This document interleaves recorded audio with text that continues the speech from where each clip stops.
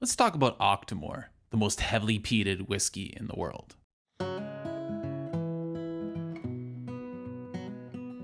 Hey guys, welcome back to Whiskey on the West Coast. My name is Matt, and today I'm going to be taking you through a masterclass in Octomore, the most heavily peated whiskey in the world. Bruichladdich super heavily peated single malt Scotch whiskey from the Isle of Islay. Now, what do I mean by a masterclass? I'm going to be taking you through the Octomore core range from the 0.1, 0.2, 0.3, the 0.4s, and the 10-year-old. I have one example in each glass of each of these. We're going to talk about what makes them different, how you can understand the Octomore numbering system, and then we can go ahead and talk about, of these 5 particular ones, which ones are my favorite. So let's get to it. Now, the first thing you probably already know about the Bruichladdich Octomore is that it's super heavily peated. And in fact, some editions of the Bruichladdich Octomore series are the most heavily peated whiskeys in the world. But Bruichladdich Octomore is a single malt Scotch whiskey from the Isle of Islay, and it's named after the farm that overlooks the village of Port Charlotte on Islay, near the Bruichladdich Distillery. And it's owned by James Brown these days, but it's not far from the Bruichladdich Distillery. Now, back to that heavily peated thing. So when I'm talking about heavily peated, a typical heavily peated whiskey is going to be somewhere between like 30 to 50 phenol parts per million, ppm. Now, the range for Octomore at its lowest with the first distillation run starts at 80.5 phenol parts per million, with the highest phenol count being 309.1 ppm, and that was the Octomore 8.3, released in 2017, I believe. So we have quite a range there, but they're all what I would consider and what are generally considered as super heavily peated, which is an interesting thing for Bruichladdich to do because they are traditionally known for their unpeated single malt Scotch whiskey. Now, I think at the time, the new ownership, when the distillery was reawakened, brought back from its closure slumber, I think what they wanted to do is they really wanted to shake things up. They wanted to prove that they could do something that people thought they couldn't. And so they not only brought Port Charlotte along in the fold, as well as Loch and Dal, which is another peated spirit that they no longer make, but they wanted to really push the envelope and create something super unique. Thus, we have Bruichladdich Octomore super heavily peated whiskey.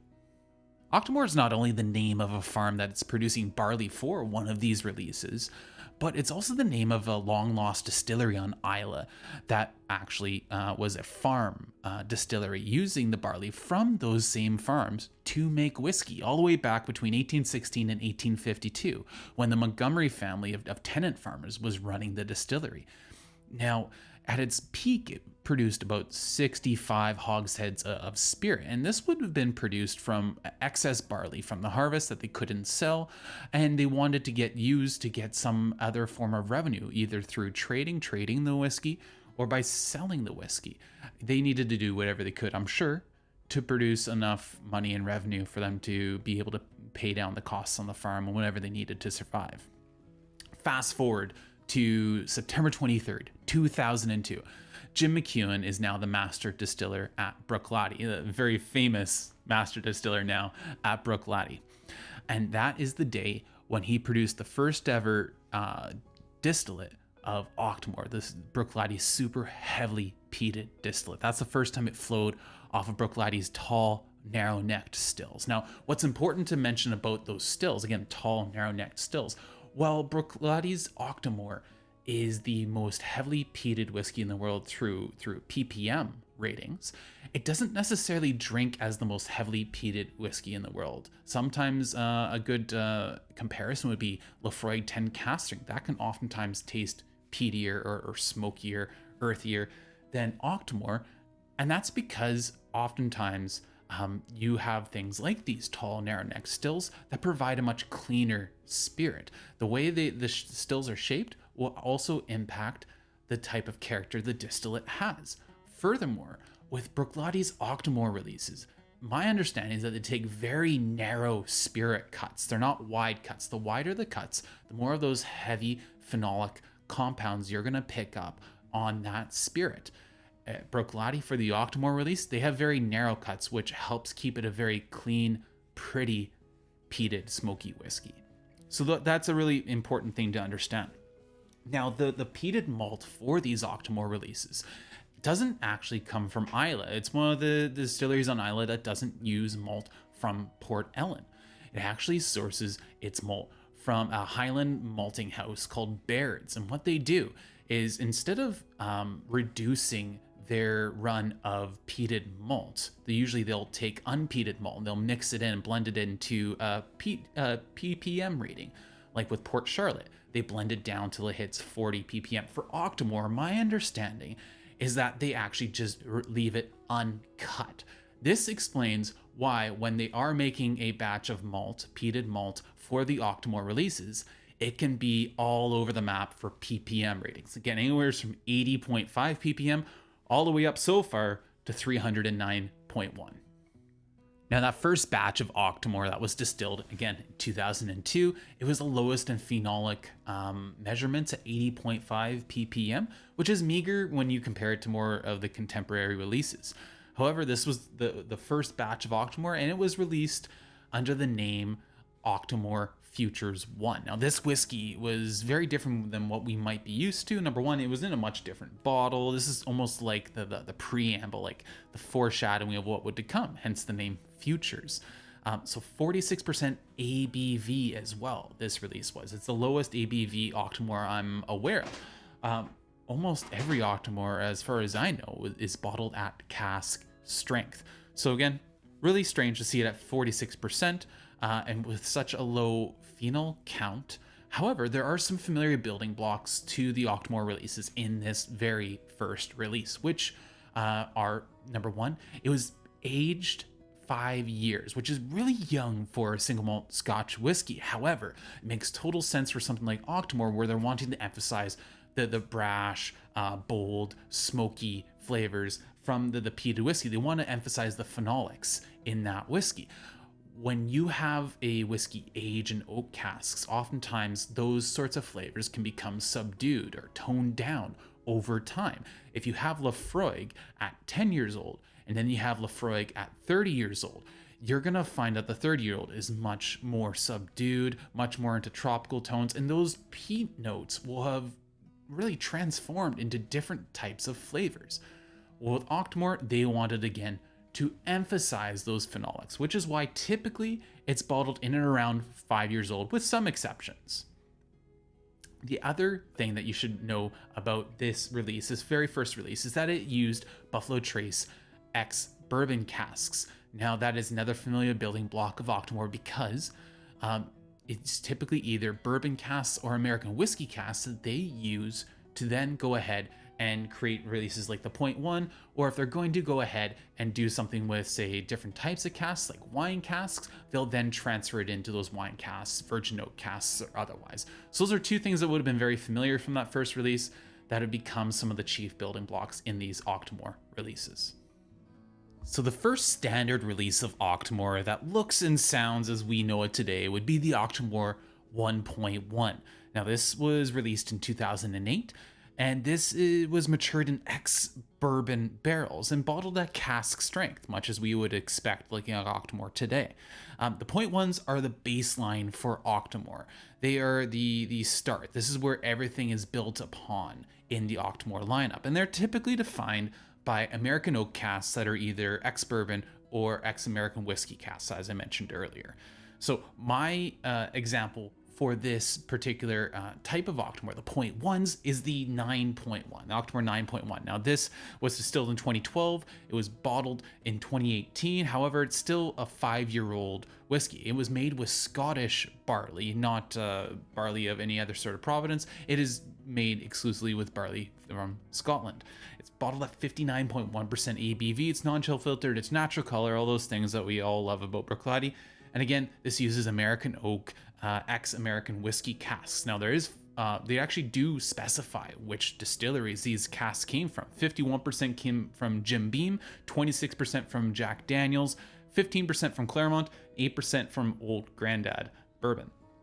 Really interesting. Now, the phenol counts for this bottling are 156 ppm. That's almost twice the original run of Octomore from 2002. All right, let's dig in to our first Octomore on this video. the 9.1, the start of it all for our core range Masterclass. On the nose, you get this pretty gorgeous but huge peat smoke. It's just smoke and oak, and there's this like floral, this pretty floral note too.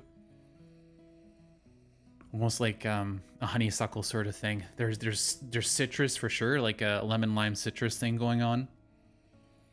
And just really intense sweetness from the cask. And those ex-bourbon casks are working overtime to impart this sweetness, is my take on this. Got vanilla. The smoke is thick. It's peaty. It's earthy. There's a bit of like a farmyardy sort of thing to it, but still prettier and more approachable than it has any business being. This has to be a result of either alchemy or those really tall, narrow-necked stills along with those really narrow cuts. It's really amazing what they've been able to do with this spirit. Because the first thing you notice, first approach is the smoke, is the peatiness. But as time goes on, as you nose it, you're picking up everything else that's underneath it. And that's part of the magic of Octomore. It's not a one-trick pony. It really isn't. All right, let's take a sip.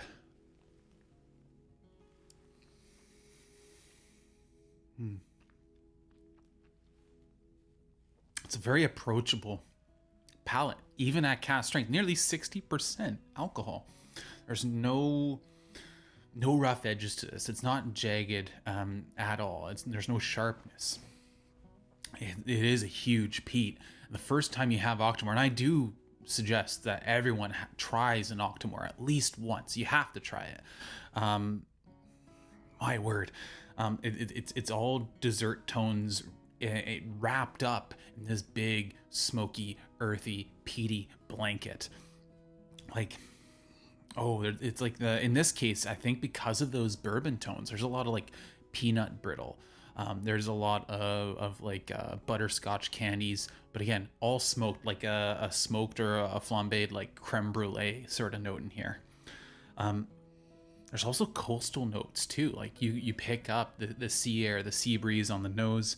There's some salinity to the palate, and of course, there's like, you could dig right into this and start pulling out like big smoked meats. You can go down the road of like cigars, like a really nice sweet Cuban cigar. You could spend an hour with a single glass of Octomore, I'm certain. We don't have time for that in this video. I'm just trying to give you quick impressions on these and to let you know what my favorites of these 5 are. But point 1 is where it all started. That's where I'd suggest you start if you have an opportunity to try multiple Octomores. The finish is just long, billowing peat. Definitely, again, that sweetness transfers through. It comes through. It's just it's a beautiful whiskey that I always feel privileged to get the chance to try. This is actually my first bottle I ever owned of Octomore, the 9.1, and it is on it's on its last legs here. There's not much of it left. Now, one of the drawbacks with these bottles, unfortunately, is the fact that you can't actually tell what the fill level is. And I've heard of people weighing them to go ahead and find out how much is left. That's a bit ridiculous. I guess you keep pouring until it's gone. And then I think you just start looking for another Octomore, honestly. Yeah, the peat impact, the peat influence on these whiskeys is nowhere near what you'd expect for the ppm levels. But once you acclimatize to the peat that is in here, you find, again, all those pretty things in here. I don't find this nearly as high in phenols as something like a Lafroig 10 cask strength. But what I will say is that this has absolutely no business being this good at 5 years old. Again, I don't understand what they've done here, but it is the same sort of magic trick that distilleries like Ardent American are pulling off these days. I think they've just really taken care of how they've made this spirit and how they've brought it to us. And that sense, they've delivered a really quality product. Octomore point ones, these are some of the notes you'll find if you do a full review. If I did a full review, I'd bring you way more notes, but we need to move on. Wow, this is good. Before we move on to the point twos, I just wanted to address price with Octomore.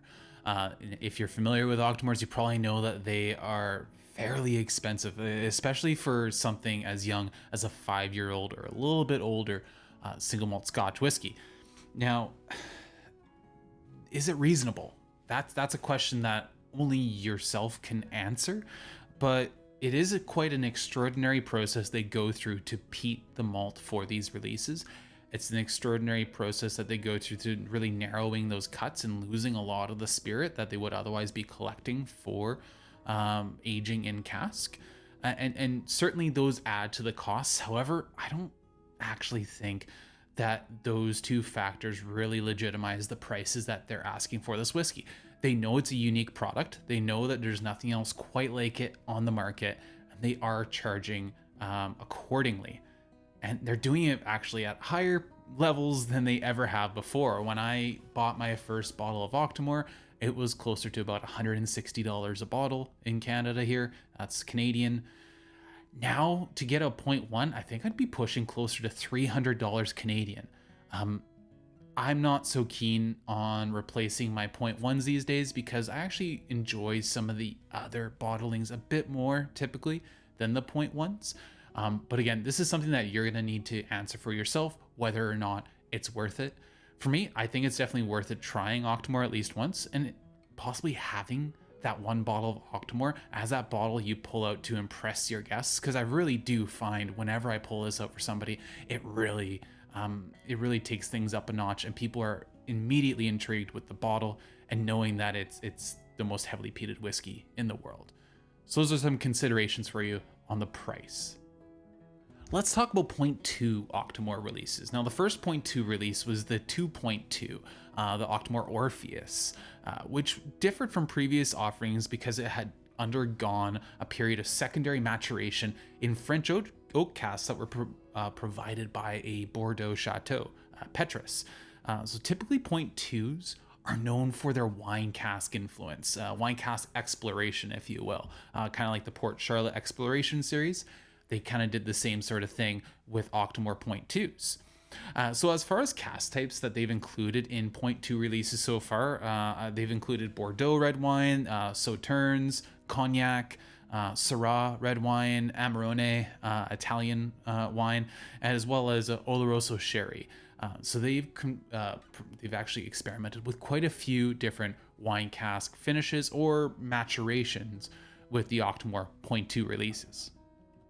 My stand-in for the 0.2 releases for Octomore in this masterclass is going to be the Octomore 12.2. Now, this is a release that was distilled in 2016, bottled in 2021. Once again, that would make this 5 years old. Now, each series of Octomore has a series title attached to it. I forgot to mention on the 0.1, the 9.1, it was Dialogos, which I believe is dialogue in Latin. This one is called The Impossible Equation. I think they used that over a couple of different releases. However, this is bottled at 57.3% alcohol. Again, non-chill filtered, natural color. It started off in ex-bourbon casks and then had a secondary maturation, as we talked about earlier, for 18 months in Sauternes casks. That's a very sweet dessert wine, which I think goes very, very well with peated whiskey. This is 129.7 ppm, so that's less than we saw in the 9.1, which I believe was 156. So that's a little bit different. Let's take a look at what this has on the offer for the nose. Immediately, sweet peat treat, full force here. Oh my goodness, it's like candied bacon, and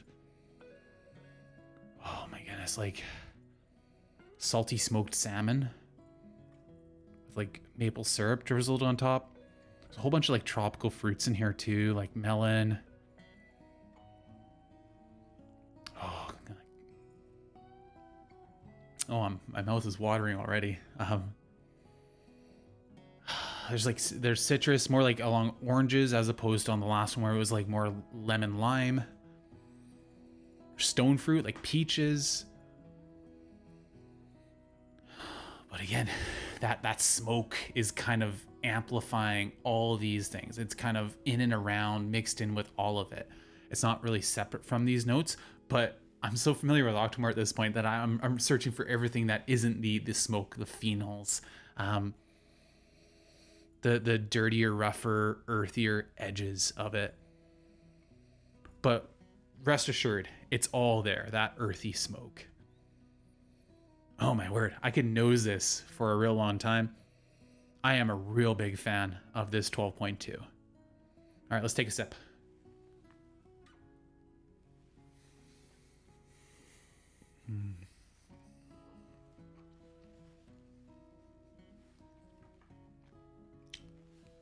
Again, surprisingly approachable for cask strength, nearing 60%, young whiskey, 5 years old, with insane phenol measurements.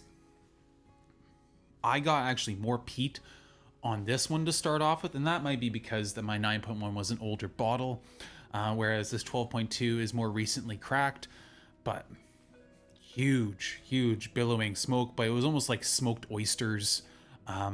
Those coastal notes are really on display. Especially a bit of farminess in the finish now on that peat. There's like salty grilled lemon, citrus, caramels. Those fruits are there with the sweetness too. There is so much going on. It's so complex. It's so hard to wrap up into a quick like minute and a half tasting note for something like this. If you guys want full reviews of these whiskeys, I'll go ahead and I'll work on them for the channel. I'd love to do that, but I also don't want you guys to get too tired of Octomore or Bruichladdich content. Already people know I'm a big laddie fan. I love Bruichladdich. I loved visiting the distillery. So if it's too much Bruichladdich, let me know. But if you want these Octomore reviews, I'll work on those too. Another sip here.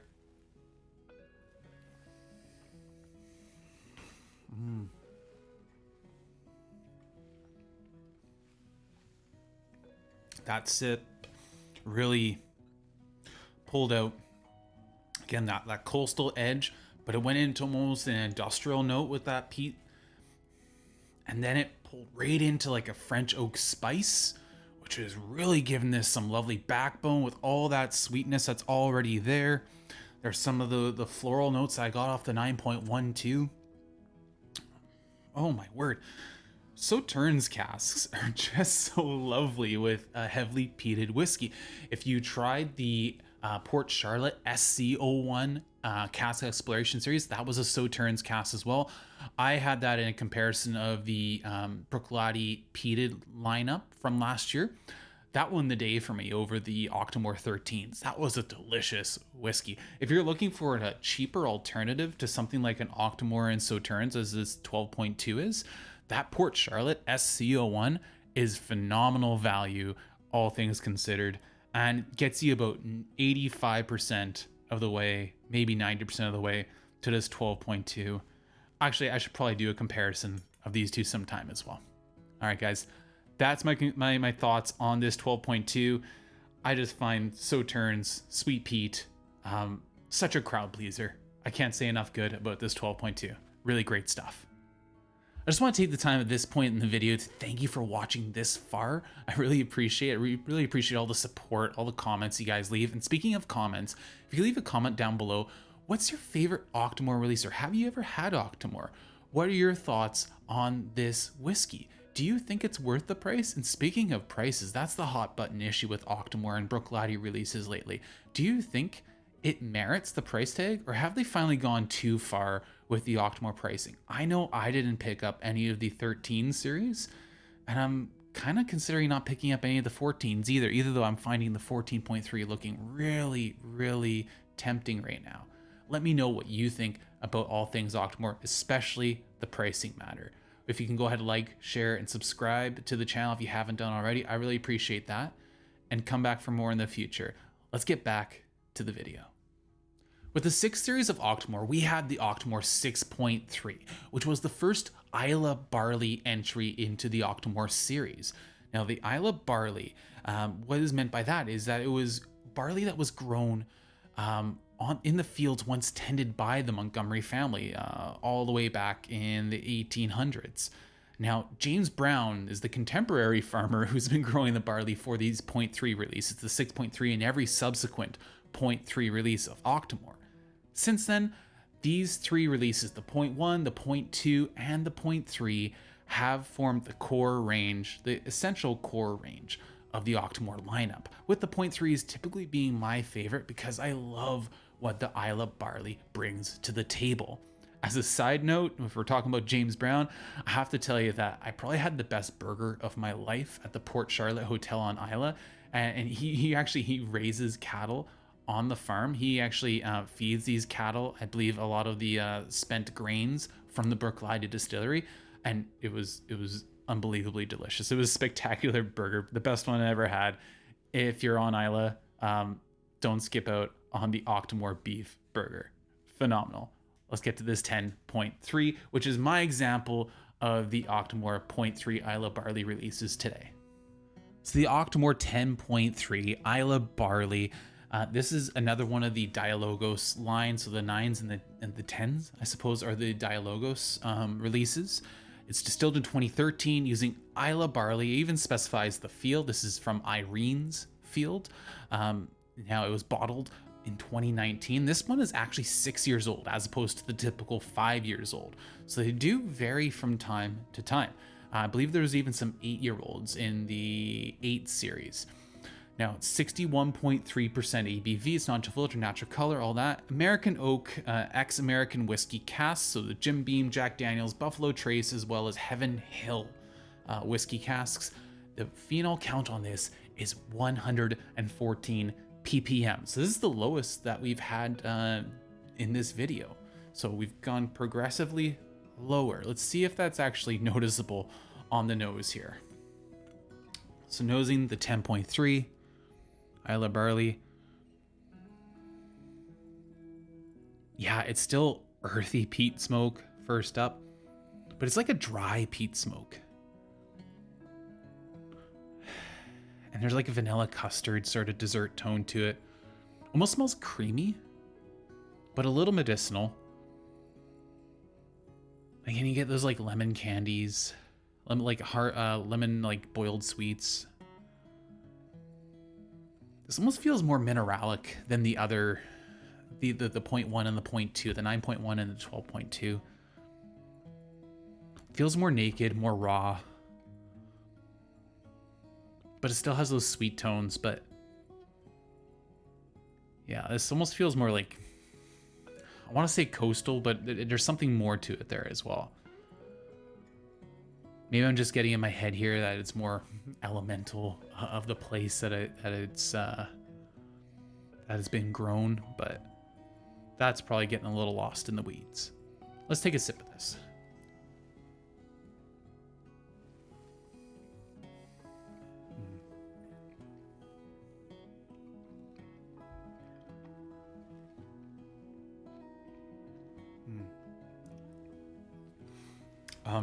Wow. Okay. Like salted candies, like almost like Dutch candies. Like there's a little bit of black licorice tone to it, but it's not like the extreme Dutch candies that are salted and full on black licorice.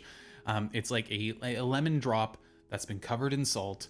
It has like a licorice center in it, if you know what I mean by that. So like lemon, licorice, salinity, honey, almost like a floral smoke right now. Some dirtiness on the finish, that farminess that you get probably because we're just packing so much phenolic content into these whiskeys. Almost like on this one, it's almost a little rubbery, a little more industrial. But I'm going to take another sip. I'm going to talk about what I usually find on these 0.3s, which has a lot to do with the palate.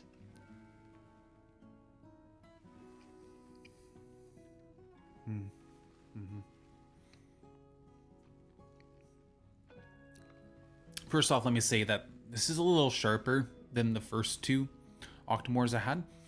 I think they may have left this in the cask for an additional year. They didn't bottle it at 5 years because it was a little too harsh.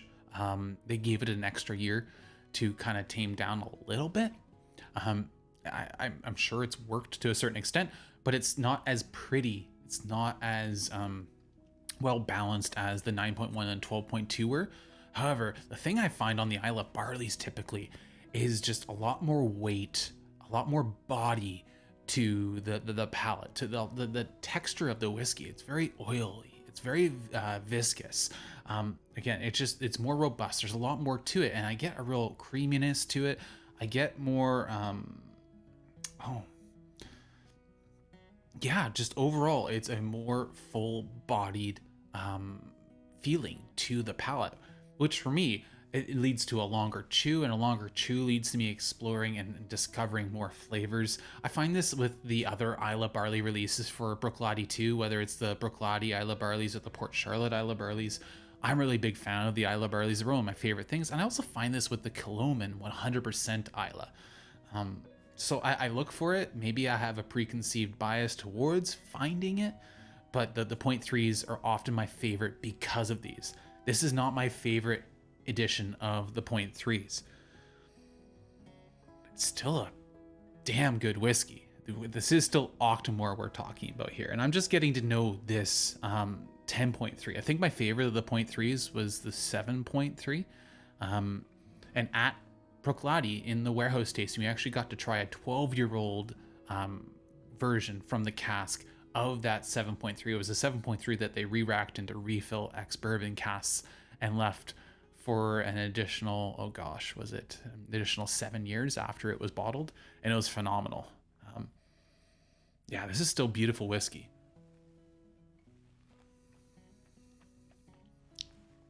And it's a fine addition to the 0.3 ranks, but it's not up to the standards of some mythical bottlings. Like, I've heard the 6.3 is possibly the best Octomore release ever.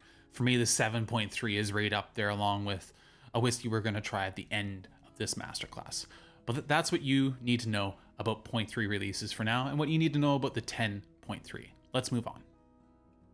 You may have noticed that there was a different look about the 10.3 here, this clear bottle. That's something that's typical for the 0.3 releases, but there are actually a lot of different looks to the exterior packaging for Octomore too. I'm not sure exactly all the time why they do the changes. Sometimes they seem to be correlated to the type of release, whether it's a 0.1, a 0.2, or a 0.3.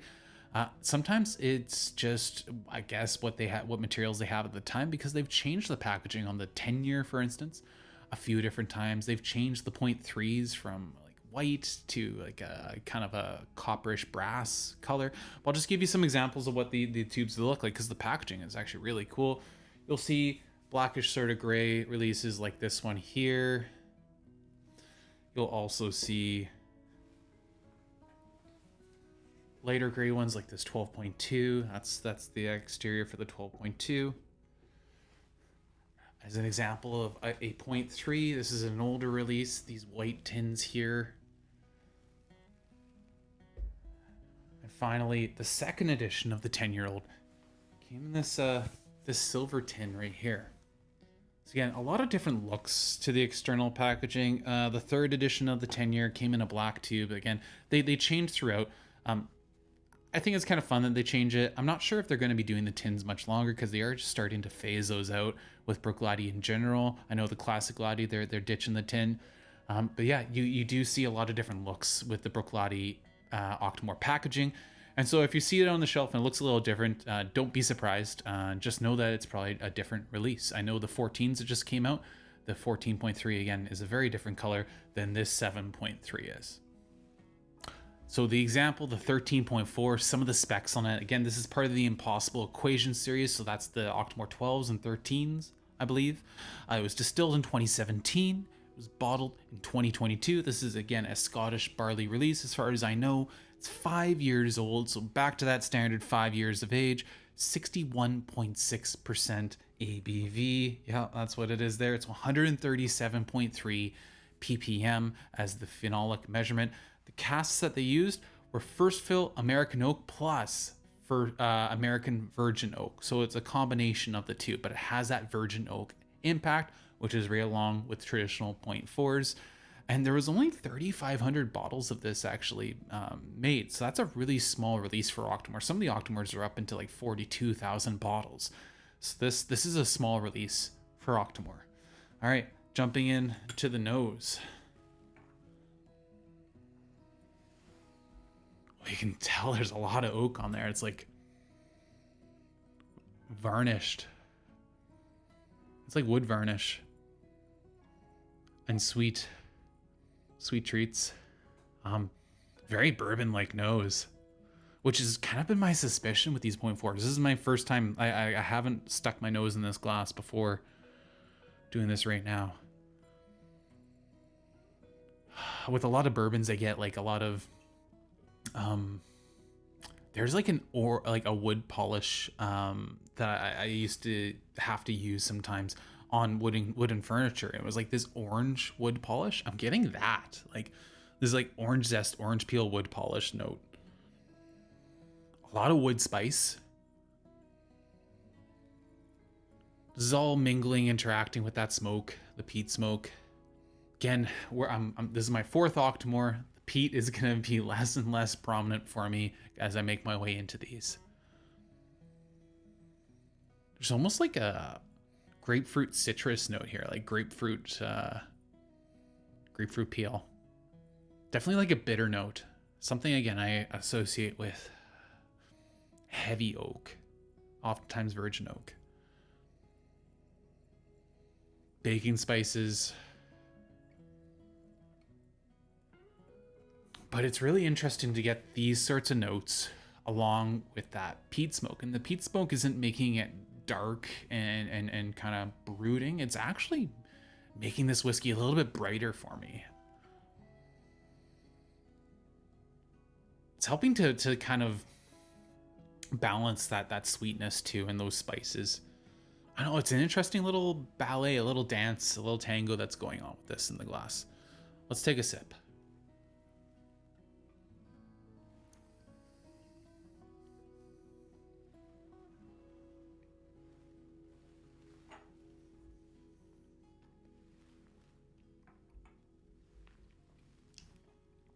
Wow, that is big.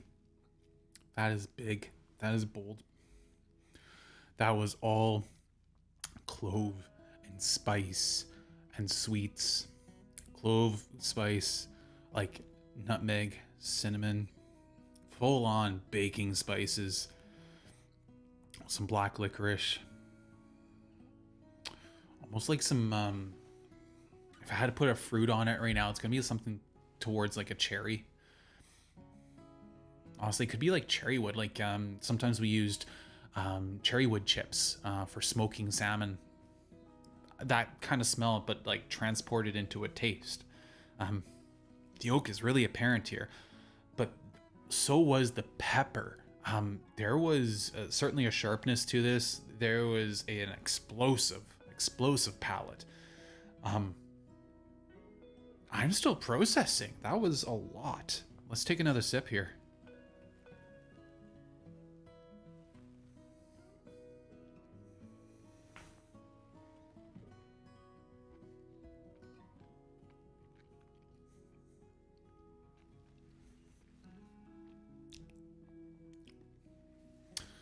A lot of sweets.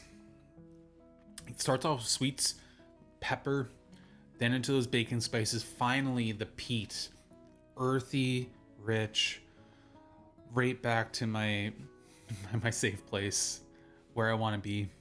That peat is now just like swaddling my palate, taking care of it after some, I'm not going to say abuse from that spice and that pepper, but going through a lot, because that was a big palate. The finish is probably my favorite part of this here. Smoked meat, smoked fruits. Yeah, like apples, pears. Yeah, green apple, pears. Some of that cherry in there too. That orange carries through. That's nose, that's palate, that's finish. Thank goodness for the peat, because that just brings it all together. Wow. I'd love to unpack this a bit more. We need to move on. what I want to say is I'm thrilled to be able to finally get a chance to try a point 4, a virgin oak release. I have always been really, I view these with a very suspicious eye, as I do with any single malt Scotch whiskey that's aged primarily virgin oak, with virgin oak being the chief characteristic. I've always thought that those seemed like a bit more of a gimmick, something that could really go wrong if given too much time, because that oak impact could be really heavy-handed. And after trying this, I believe that this expression is best for those who want a lot of like, I mean, I didn't even mention, like I mentioned the sweets a lot. I didn't really put a name to them. There's like vanilla, molasses, caramel, butterscotch. Like you want those dessert tones, but also that peat and something that is closer to a bourbon profile.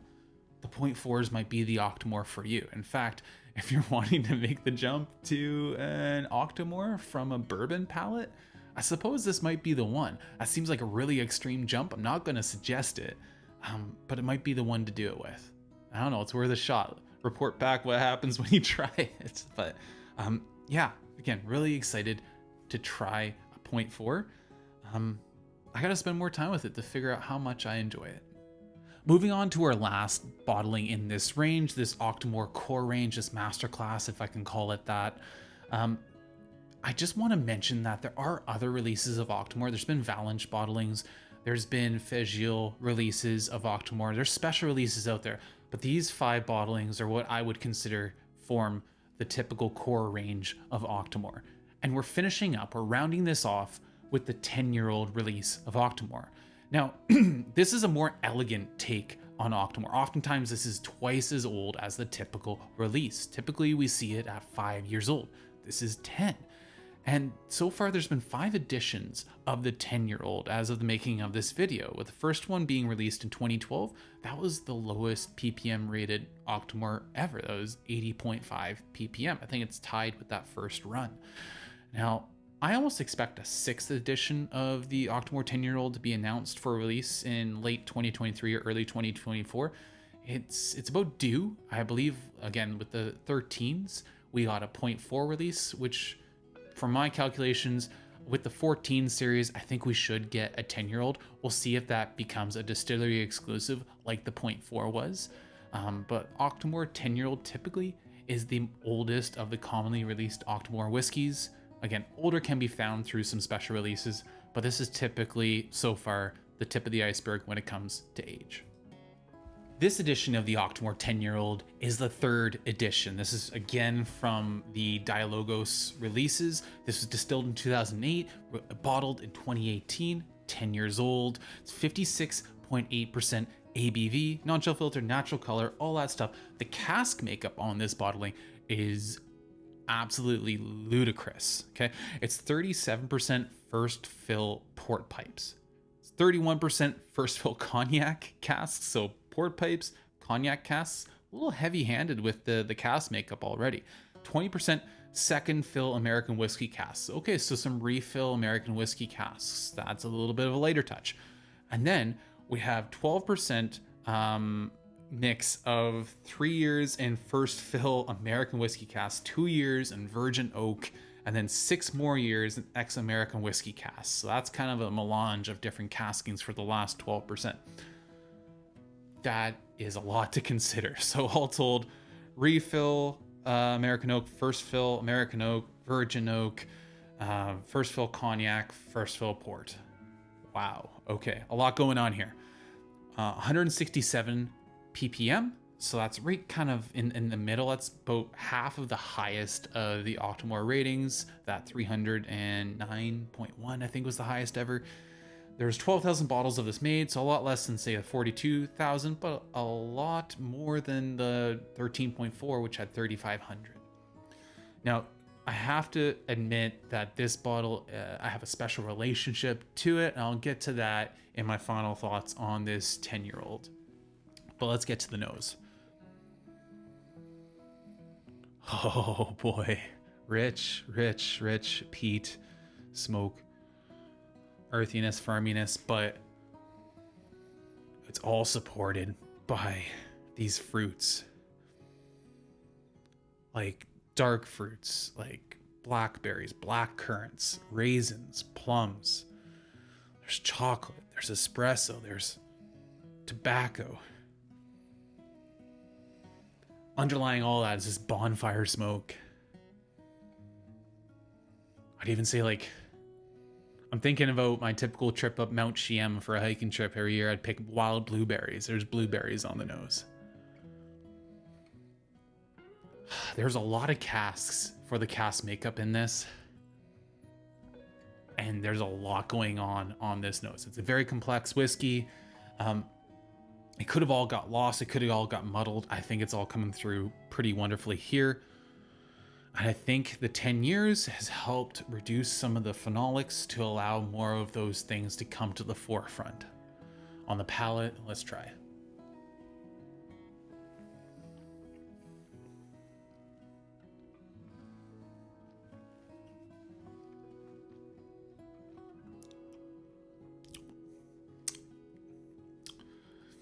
Spices and fruits, almost like glühwein you'd get from like the German Christmas market. Again, oh man, earthy peat smoke, tobacco, those dark fruits. Again, like a really nice like espresso, coffee. It starts off sweet and then it's drying near the end. There's a little touch of bitterness too, which maybe is coming from that virgin oak inclusion. There's a lot being spoken here by the casks, and there's a lot being spoken by the distillate from those peat notes, and from how neatly packaged that this is still coming across. Oh, another sip.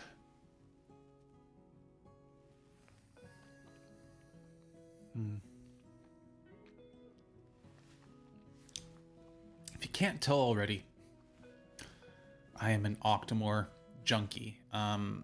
Without apology, I really enjoy this stuff.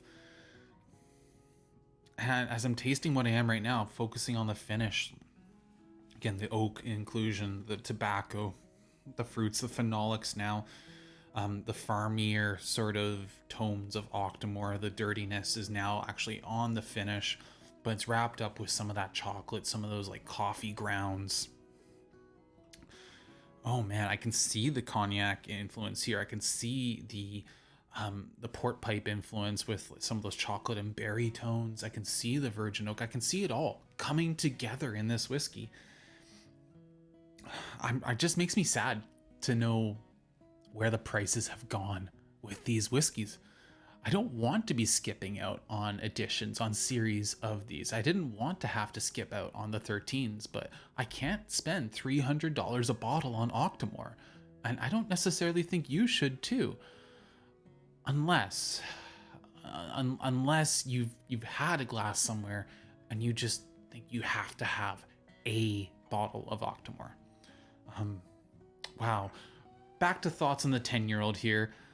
The reason why I'm a bit biased with this whiskey in particular is I had saved it for a special day to be opened. I opened this, as I've alluded to, or not alluded to, I've frankly just straight up told you on this channel. I opened this to celebrate when Canada finally qualified for the first time in my life for the Men's World Cup, the FIFA World Cup. It was a whiskey that was up for that moment. It really stood... it stood with that moment. Sometimes a whiskey can be overshadowed by a moment. This whiskey was there. It was a special whiskey, and it made that moment all the more special. This was my number one whiskey. This was my favorite whiskey in 2022. It received that accolade, and I stand by it. This is a phenomenal whiskey. So something you've probably been waiting for if you've gotten this far in this video is for me to rank these 5 Octomores from my least favorite to my favorite, because I don't think it's fair going this quick to give them actual numbered ratings out of 100. That's that would be absolutely insane. But what I am going to do is I'm going to tell you on this night what my least favorite to favorite was. And so far, I have to say, as pleased as I was to get to try it, the 0.4 was just a bit too much on the front of the palate for me. Maybe over time it would settle in, but it's just not to my liking to have that much virgin oak impact. That was a lot. It's really unique. I really like having that other look at Octomore, but that would come in fifth. Fourth place was the 9.1, that kind of standard building block of the Octomore range. I think it's a great place to go to understand Octomore before you move on to something else. But there's a reason why I have multiple editions of the 0.3s, multiple editions of the 10-year-olds, but only this one bottle of the 0.1s. I find more interesting aspects in those other whiskeys, hence why I'd say the 9.1 is fourth on my list. It had a handicap in being that it's been the one that's been open the longest and has absolutely the lowest fill level. So take that as you may. Third place would be the Octomore 10.3. Typically the Islay barleys are among my favorites. They'd be right up there with the 10-year-olds. However, this one just came off a little bit hotter, a little spicier, a little more jagged and rough around the edges.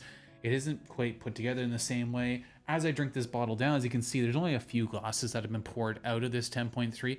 Perhaps it will soften, it'll round out, and I'll really find its form, but it isn't up to the challenge of something like the 11.3 even, or the 7.3 in my opinion. Second place as runner-up, we're gonna go with the Octomore 12.2. That was the Sauternes cask Octomore.